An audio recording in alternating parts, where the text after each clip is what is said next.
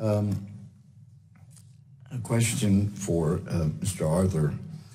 Since you had been an immigration judge, you said in your testimony that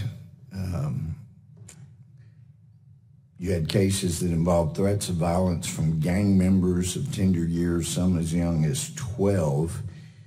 You said youth can be a relative term as it relates to different cultures.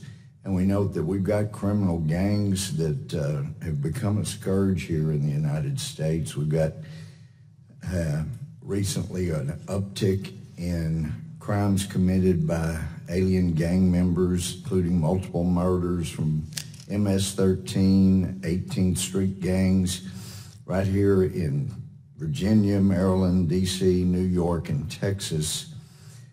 So if Congress were to actually pass a legalization of people who were children that were brought here by parents coming in illegally, how would you seek to deal with the gang members who came in?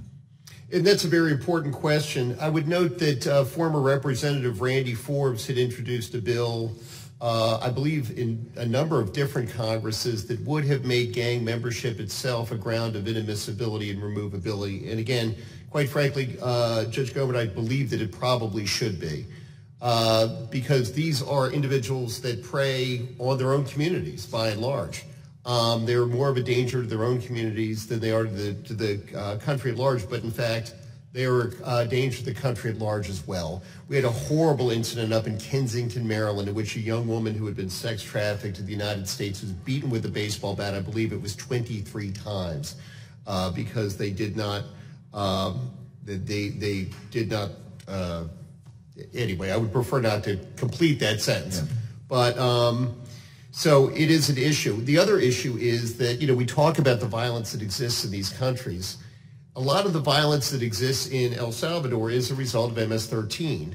We know from the Obama Treasury Department that MS-13 funnels money that it makes in the United States through sex trafficking, amongst other things, back to El Salvador to continue the cycle of violence that exists in that country. Mm-hmm. So again, we should make gang membership a ground of removability. It should be a definite bar to any DACA receipt. And I think the Representative Forbes' bill, which I can send to the committee, is definitely a good template to use. Well, and you mentioned gang membership should be a bar, but back as a felony judge in Texas, a common problem, and it's a problem for people that are U.S. citizens and people that were brought here illegally, but is driving while intoxicated.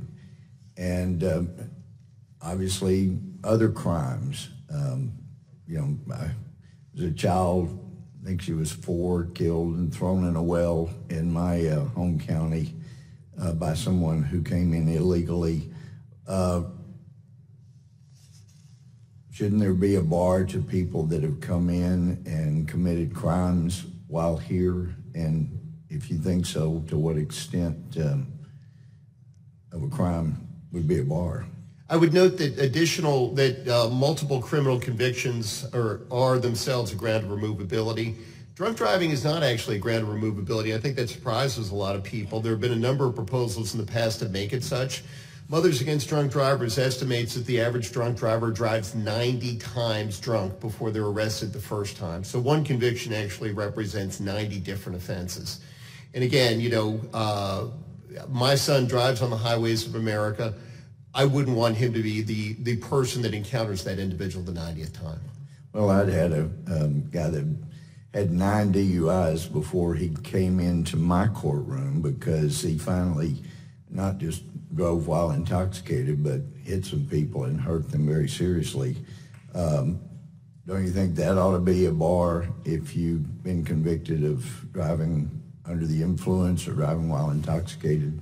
Definitely should be a bar. It should be a bar to, it currently is a bar to DACA, but I definitely think that it should be a ground of inadmissibility and removability from the United States. I believe that Canada has a rule exactly like that, and we should adopt it. Thank you. sure appears the most compassionate thing we could do for the people in Mexico or Central America is secure the border so the money doesn't keep flowing to the drug cartels and the gangs. Thank you for being here. I yield back.